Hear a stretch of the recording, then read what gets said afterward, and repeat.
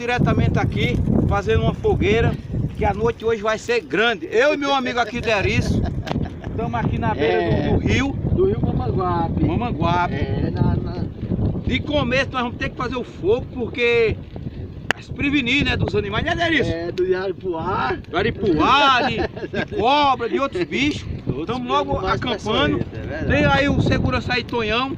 Tonhão tá na cobertura aí. Muito bem, a gente tá aqui pra isso. É isso pra aí. resolver os problemas. E estamos aqui, gente. Você sabe que como a gente é aventureiro, estamos aqui juntos, E o misturados. fogo tá grande, o fogo tá grande. O fogo já tá começando a tomar uma proporção bem boa. E é isso aí, meu povo. Estamos juntos e misturados. Aqui diretamente do rio que? Mamanguape.